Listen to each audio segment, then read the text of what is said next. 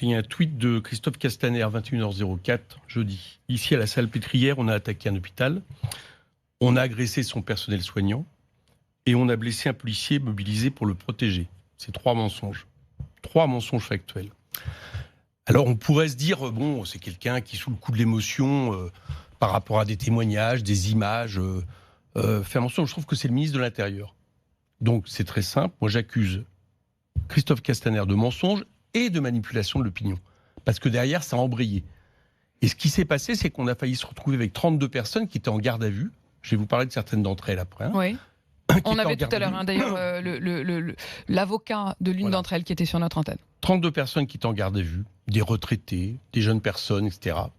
Manifestants pacifiques qui ont failli se retrouver en prison parce que ceux dont ils étaient accusés, c'est-à-dire violence en bande armée, dégradation de matériel, pouvaient les entraîner vers des peines lourdes.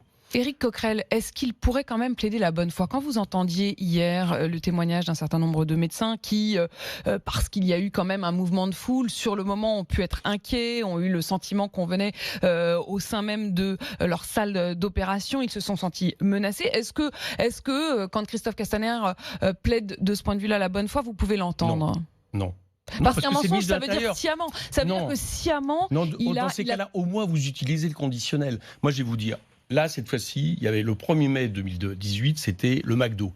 Bon, tout ça a été détruit parce qu'en fait, il y avait une affaire d'État qui était la question de Benalla en train de faire le coup de poing sur des manifestants.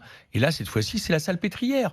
La Salpêtrière était un symbole. On attaquait un hôpital. Donc ça permettait, j'allais dire, ça permettait de caricaturer, d'attaquer les manifestants comme on fait depuis des semaines et des mois.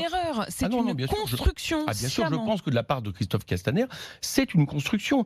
Tout comme d'ailleurs sa gestion du maintien de l'ordre. Parce que moi, je ne mets pas en accusation, en premier lieu, les policiers qui, à certains moments, toutes les vidéos aussi le montrent, ont des pratiques quand même assez étonnantes dans ces manifestations. Je ne sais pas si vous avez vu la vidéo, regardez-la, qui circule, où on voit des gens enfermés dans une cave à cigares, d'accord ? En effet, elle circule tout à fait sur Internet. C'est pas normal que ça se passe comme ça, mais je vais vous dire une chose, les policiers, c'est un corps de fonctionnaires qui a quand même une spécificité. Ils ont des armes, droit de s'en défendre, droit de faire le maintien de l'ordre. Donc, il est extrêmement important de leur donner des consignes claires. Et ces consignes, c'est le maintien de la paix publique.